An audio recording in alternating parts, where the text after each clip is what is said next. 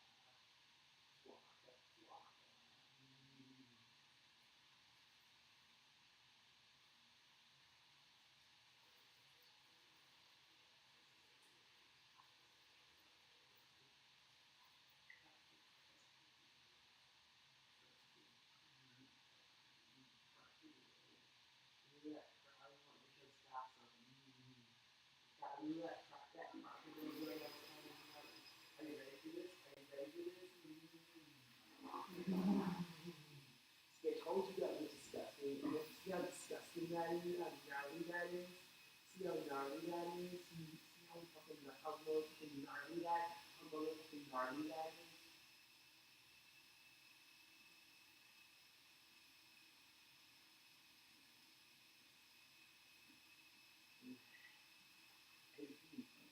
Look at that. Crocodile Joe's APG. APG. Whoa. Whoa. That's gnarly, bro. Angel, here, come with me. Tell me if that's not motherfucking gnarly. You not motherfucking zombie. Doesn't that literally look like something from another planet? Like something from another planet. Tell me if this is not just one fucking weird. Tell me that if this guy doesn't look like someone from another planet. Like someone from like Mars or something. Look like an alien, like a Martian. Yeah, I agree. That Spanish king did look like that Spanish king from the 1700s did look like a motherfucking alien. It did look like something from the thing.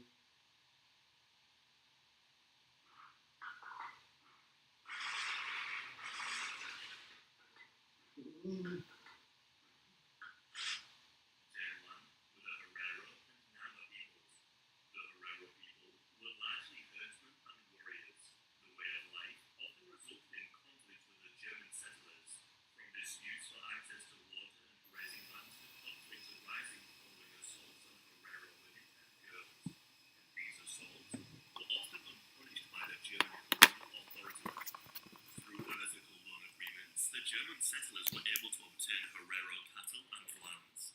In addition, plans to expand the railway lines through Herero territory further exacerbated tensions. As more land was obtained by the Germans, it became clear that the future for many would be life contained to a reservation, stripped of their wealth and way of life. In 1904, the Herero people rose up against the German colonial authorities. This was led by Samuel Maherero, the paramount chief, who had previously signed a protection agreement with the German forces. Whilst the Germans were distracted by a minor uprising in the south, the Herero launched their assault. Attacks on the settlers resulted in around 150 German casualties, with orders not to harm the missionaries, women and children.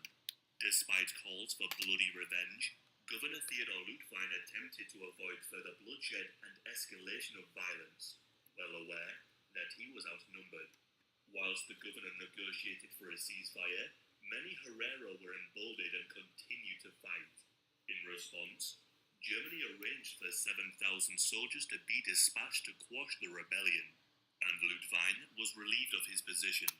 Despite some success in unifying other tribes to the cause of expelling the German settlers, the Herero forces, their families and livestock were routed to the Waterberg Plateau in August of 1904.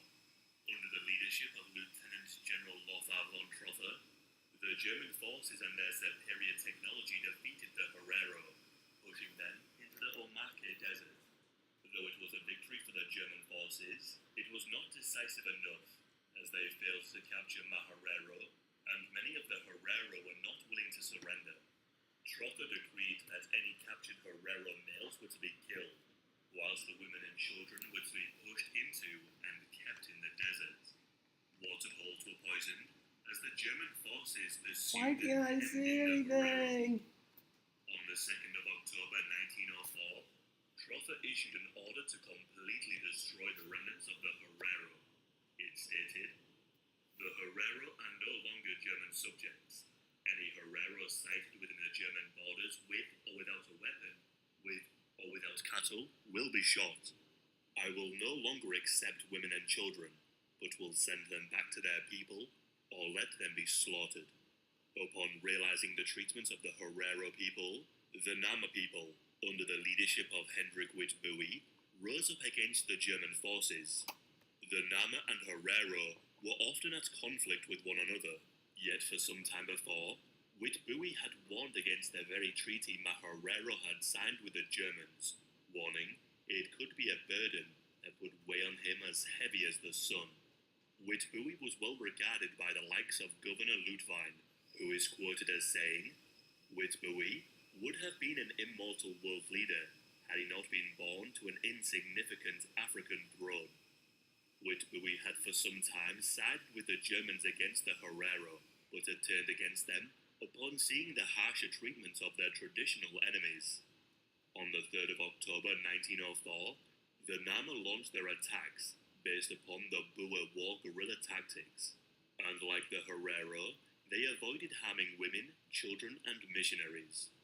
But the Nama were joining the conflict well after the Herero had been defeated. Their campaign against the Germans was doomed, as it came too late and was not unified. Witbooi died in combat in 1905, though the Nama people did not surrender until 1908. During the conflict, the German employed the use of concentration camps to house the Herero and Nama fighters, along with their families. Following the lead of the British forces in the Boer War, the German word Konzentrationslager was a direct translation of the English term concentration camp. The most infamous of these camps was located on Shark Island, which was just off the coast of Luderitz. Established in March of 1905, the death rates were exceedingly high, with around 200 people dying within the first 2 months alone. Amongst them were 80 children.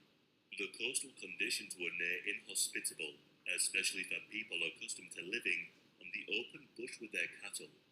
The cold, windy climate was made worse with a lack of meaningful shelter and lack of food. All the captives had access for food was uncooked rice and flour, with the occasional horse meat that had perished at the camp. Shark Island was pretty much a death sentence for those that were sent there, with an estimated 80% mortality rate. Wow. It is argued by some that the general staff in Berlin saw an opportunity in the rebellion to use the rebels as slave labor to build up the infrastructure, notably in the coastal region of Ludwig. Prisoners were used as forced laborers, often to build the very railroads that had been a factor in starting the rebellion.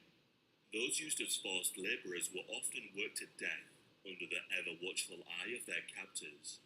One witness to the treatment level against the Herero captives stated the following: "On one occasion, I saw a woman carrying a child of under a year old slung at her back, and, with a heavy sack of grain on her head, she fell.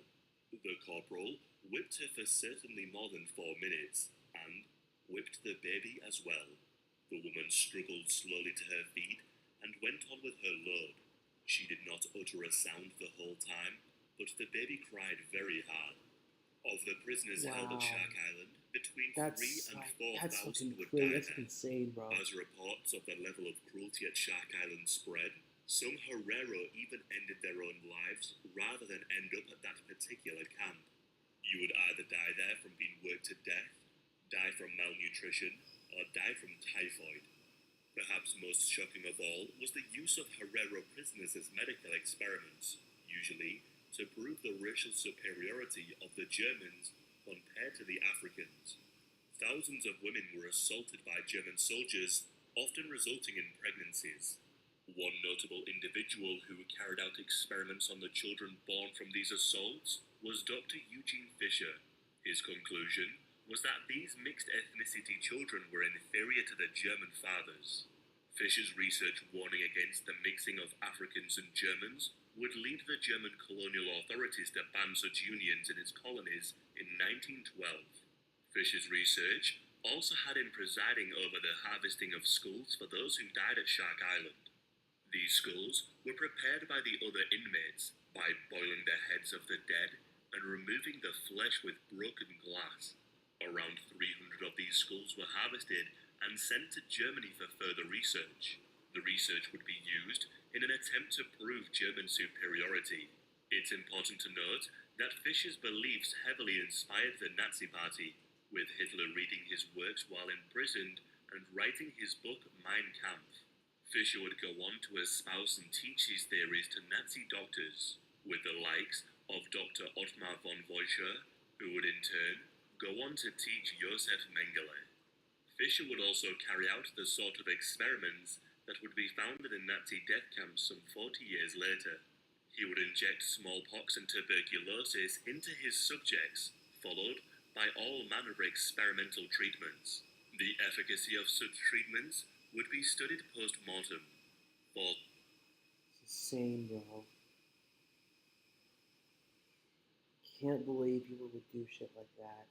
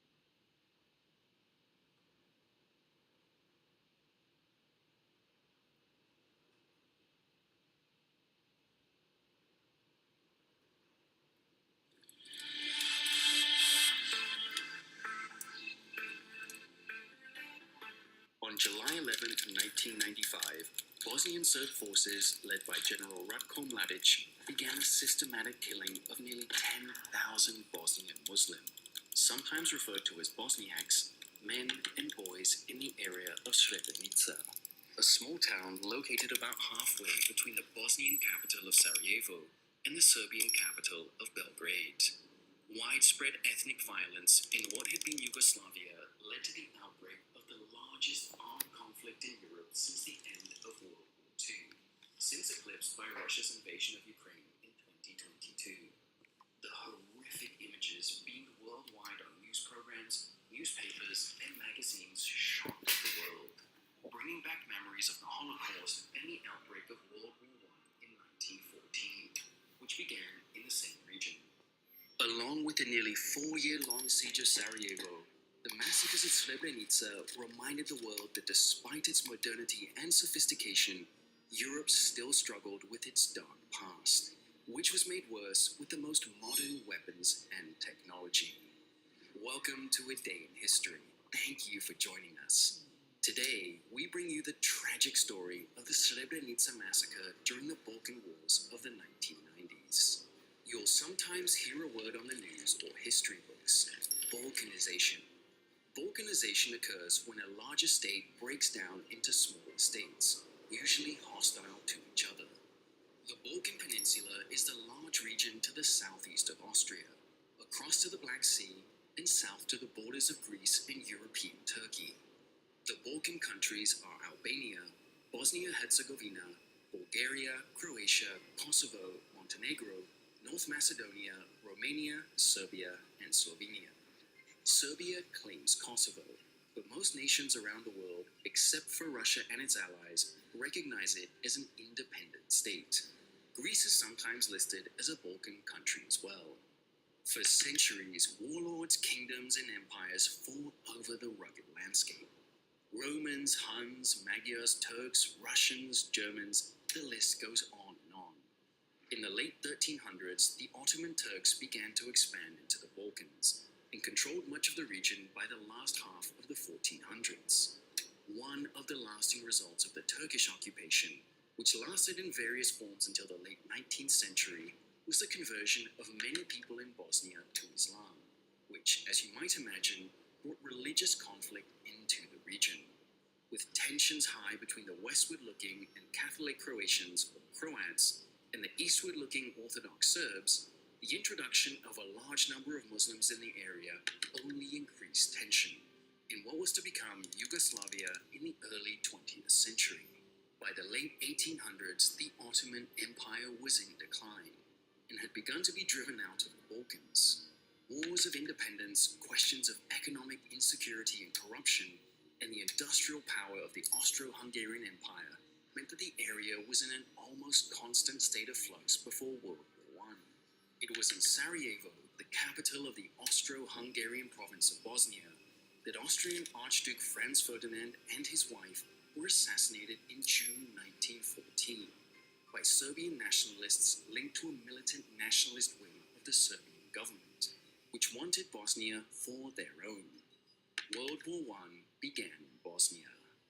After the war, negotiations at the Palace of Versailles outside Paris formed the Kingdom of Yugoslavia, or Land of the South Slavs. The problem with Yugoslavia was that its borders were artificial and contested. Within each of the Yugoslavian states lived significant minorities from the other states. On top of all that, the newly crowned King of Yugoslavia was a Serb, the most numerous and powerful region in the kingdom, which caused controversy and resentment among the other nationalities in the country: Croats, Slovenes, Montenegrins, Kosovar Albanians, Bosnian Muslims, and North Macedonians. A long and complicated chain of events led to the German invasion of Yugoslavia in 1941, which led to a savage guerrilla war that included not only rapidly changing sides and fighting both with and against the Germans, but also among the nationalities of the region, primarily the two largest groups, the Croatians and Serbs, with other groups caught in the middle. Concentration camps and ethnic violence on a massive scale contributed to the nearly 2 million people killed in the country during the war. The war ended with the largest and most powerful group of resistance fighters, the Communist Partisans, led by Josip Broz, better known as Tito, who was of mixed Slovene and Croatian heritage. When the Communists took power, their primary goal was to end the ethnic violence that had done nearly as much damage to the country as the Nazis had. And for all intents and purposes, they did. Unfortunately, Tito's government enforced peace between the nationalities with the force of the government, but to a large degree did not address the root problems, especially a formal attempt at reconciliation between the groups, many of whom were nursing grudges not only from the violence of World War II, but from tribal feuds going back centuries. Tito was a powerful and charismatic leader, but had no effective successor when he died in 1980. The organs of the Yugoslav government, primarily the uniformed and secret police and the military, kept the lid on growing tensions between ethnic groups, which included not only plans for revenge, but questions of boundaries, resources, and especially religion. But as the central government weakened, even the police and military began to fracture into paramilitary groups based on ethnicity. By 1988 to 89, ethnic rioting had begun in many parts of the country, mainly between Serbs and Croats, each claiming most or all of Bosnia-Herzegovina. Unfortunately for the nearly 2 million Bosnian Muslims, who comprised about 44% of the country, their homeland lay between Serbia and Croatia. And though the Bosnian ethnic group is made up of both Serbs and Croats genetically, religious hatred trumped the similarity of language and culture. Making things worse, the Catholic Croats and Orthodox Serbs hated each other, but both hated the Bosnian Muslims. Bosnia became a triangle of ethnic warfare beginning in 1991. By 1995, the siege of Sarajevo, predominantly Muslim at the time, was headline news. Men, women, and children lining up for food and water, or simply trying to cross the street, were targets for the snipers of the Bosnian Serb militia and elements of the Serbian army. Thousands died, including nearly 2,000 children. As the siege in the capital continued, Serbian paramilitary troops led by Ratko Mladic and several other violently nationalist Serbian commanders followed the order of self-proclaimed President of Serbian Bosnia, Radovan Karadzic, to create an unbearable situation of total insecurity, with no hope of further survival or life for the inhabitants of Srebrenica, and in March began to press in on the area around Srebrenica, which had been designated a UN safe zone in international negotiations, which the Serbian government, but conveniently not the Bosnian Serbs, had agreed to. Throughout the conflict, the Serbian government in Belgrade, while supporting the Bosnian Serbs financially, politically, and militarily, distanced itself from their brothers in Bosnia, repeatedly saying that Belgrade had no control over what happened in Bosnia, which was a blatant untruth. To avoid being cut off and starved into submission, Bosniak soldiers retreated from the Srebrenica area in late May. A month later, the Serbs mounted a full-scale offensive, and the remaining Bosniak troops, who stayed behind to protect the civilians trapped in the area, could put up little effective resistance, and were either killed in combat or forced to retreat. The war had been going on for about 3 years by this time. Throughout Bosnia, inter-ethnic violence had occurred on a massive scale. Serbs against Croats, Croats against Serbs, and both groups against the Muslims, who were accused of shelling civilian areas and reprisal killings. There was enough violence and finger-pointing to go around, but on July the 11th, the largest massacre of a brutal war began. In theory, it never should have happened. The UN had declared the area a safe zone, and there was a force of 200 Dutch peacekeepers on the roads leading into the area. 200 men were not anywhere near enough to put up a fight against the thousands of well-armed Serb militiamen, but they were supposed to be a deterrent. The thought was that if the Serbs attacked or defied the UN peacekeepers, they would be defying the whole world. and at the very least, harsh sanctions would be put into place. It didn't matter.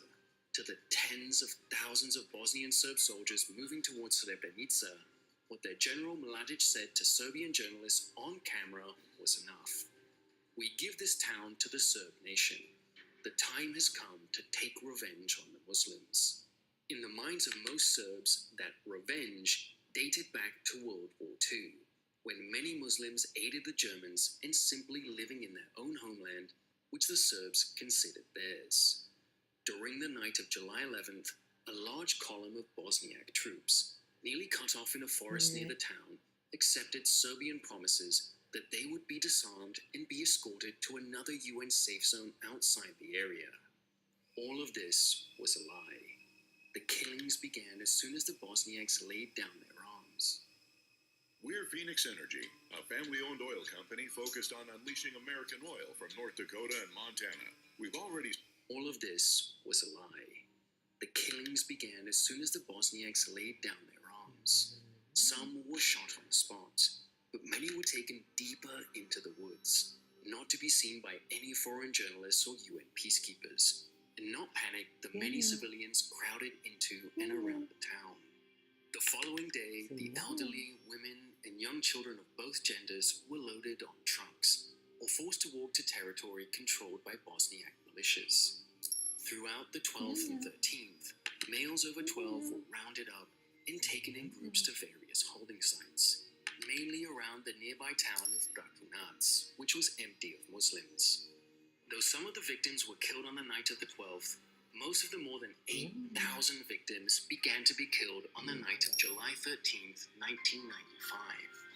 Groups varying in size from 50 to 500 were blindfolded, and many bound hand and foot, then taken to various sites, including a large farm in a nearby village, a small soccer stadium, a school, a cultural center, a warehouse, and an isolated sunken dirt road. Victims were shot with everything from pistols to large caliber machine guns. Quite a number of the bodies found afterward had been mutilated, tortured before being shot. It was also discovered that not only did Bosnian Serb forces commit the killings, but several Serbian policemen were on hand. They were filmed by others while executing victims. Accounts and rumors of the massacres began shortly after the killings. With satellite photos, US and NATO military intelligence discovered the digging of mass graves and attempts to hide evidence of the killings. By the fall, international pressure on Serbia, including threats of using NATO air power, forced the Serbians to the negotiating table. On November 21st, 1995, the Dayton Accords were signed by all the parties involved, and a complicated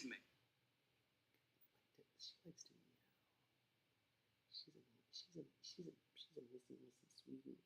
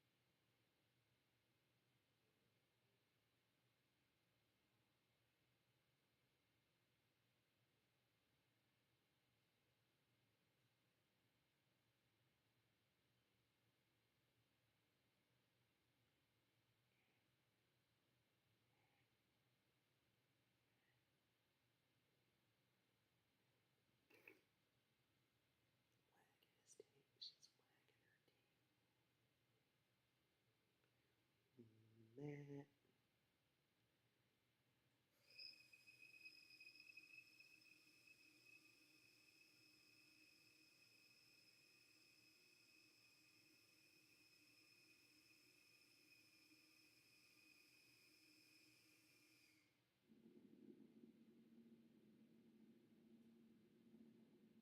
Nick? Oh, come on, where is he? Oh, shit. Gone. Yeah, I don't know what the hell that thing was, but you know, I'm kind of glad it's not Yeah. like bothering. Like, go us or that anything. way. Don't come this way. That Just way. keep going that way. Yeah. Even though it was looking this way. Maybe it was like scared. It was just like, who are these like people? Very possible. Are you okay, Jesse? What you looking at? He's just amazed, you know. He's taking it all in. I'm just practicing to see what it would be like to be like one of those creepy paranormal Those- things and like standing in the window. Oh yeah, when we're like getting out, you're just Did I do a good job? I think so. That Yeah. was really good. That was what I saw, actually. I saw Jesse in the future earlier. Okay, wait. Put that clip. I think I see something upstairs. It's, Oh my god, that means there's a black hole somewhere that we must have walked through. whoa. A wormhole. Wait, that must mean we are currently downstairs looking Look, around. I'm about to step in the mud. Oh my That god. would have been so cool. That would be really, really cool. That thing is not there anymore. Yeah, that's what I was telling you. Yeah, we literally same thoughts. Very weird.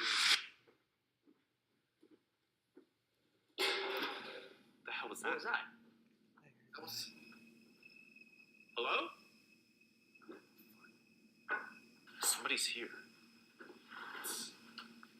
They're the people who. Well, we need to be careful because we're not even supposed to be here. Yeah, like what if it's like so... What do you have to be here? It's supposed to be like a government facility. Yeah, or this is something, like completely off If we get Give caught, us like, 48 hours then. Marius, bro. he said, what do you think? He said there's gonna be no security for this time. Like if we get caught, like we're not even thinking about prison. We're thinking Oh, yeah. about like, disappearing forever kind of vibes. Like Well, I don't see a car out there, so who Let's could go. be here? Let's just go check. yeah, let's go. See anything? Anything? Door's still closed, so It sounded like it came from like that area, the living room area. Yeah. what could have like fallen? I don't know. It was a weird weird sound. Where's my? Where's all this stuff? Wait, we didn't. Did you guys touch it? No, everything was right here, right? Nobody touched It it. doesn't make any sense. How's that possible? Literally right here. Hello? Hello? Somebody in here? Did anyone hear like a door open or close? I didn't hear any door open. I just heard that bang. What is going on? Someone must have stolen our stuff. Hello? I mean, somebody. Who? Nobody could know we're No here. car even showed up. We heard a noise though. We saw no car. It was just something like falling over. There was nothing else. Maybe this room checked the room. Somebody in here? Michelle? What's up? Did you leave your door open? What do you mean? The car door? No. The truck. Did they take everything else? Wait, no, maybe we didn't close it properly. Wait, look at. Wait. How's that possible? What? I don't. This is all our stuff. How did it get here? Hello? There has to be somebody here. There literally has to be someone here. This doesn't make any sense, man. Somebody out there? Maybe that whatever we saw over there has something to do with this? I don't know. But like, dude, we were literally looking down the staircase, so... What we heard? What we heard is one of those down there. Wait.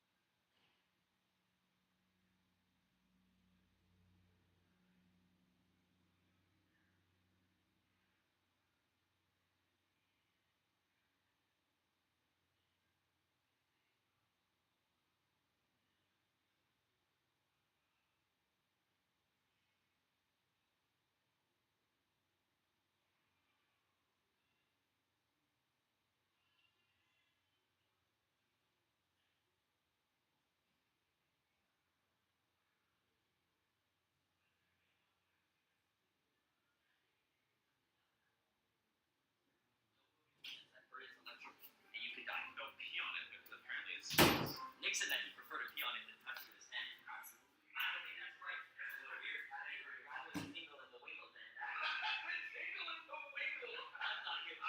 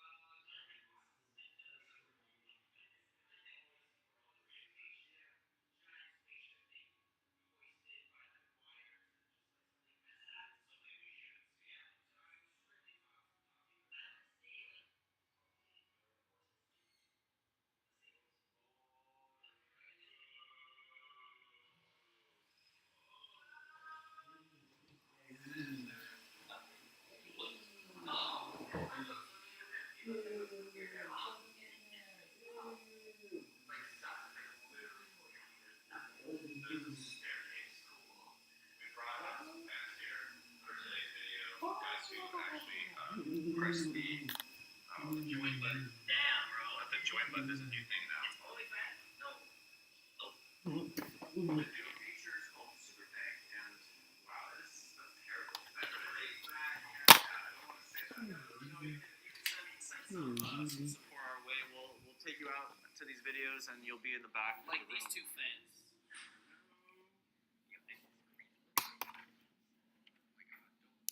They're all sticking out. How did that? This is the freaking breakdancing spot, that's for sure. Which one of your cats?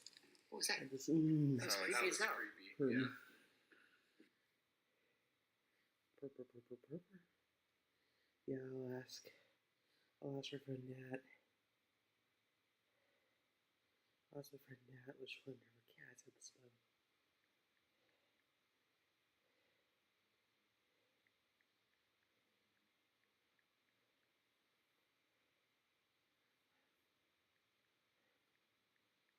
I have a question.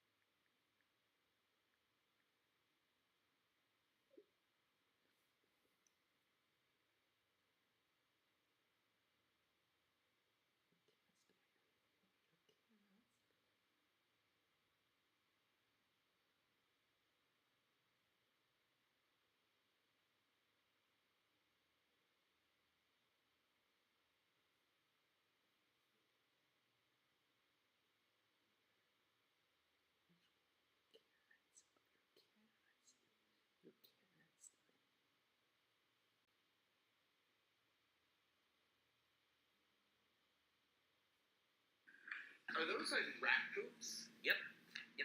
There's a lot of them. That it is. But why is it all concentrated in this area though? There's like their pooping ground. Like near the window? Oh, more stuff here too. What is up with that? My theory is wrong. Oh wait, these are bugs. These are flies. Are they actually? Yeah. Look, you can see their wings. Oh yeah, they're not poop at all.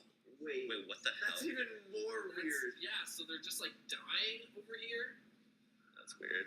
And they're attracted to like the light, right? No. What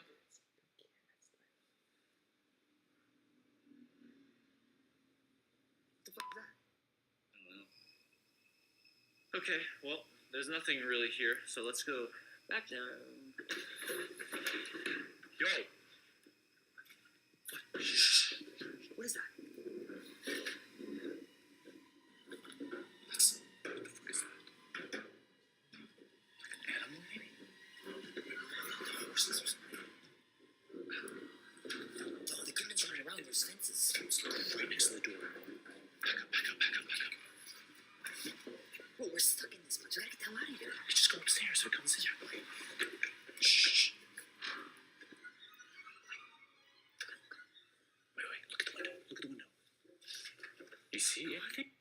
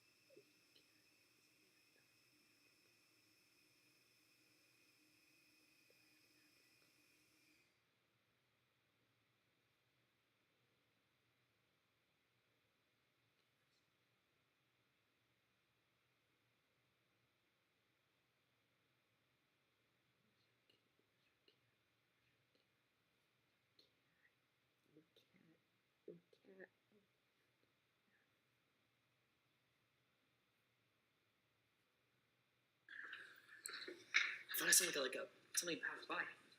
Guys, wait.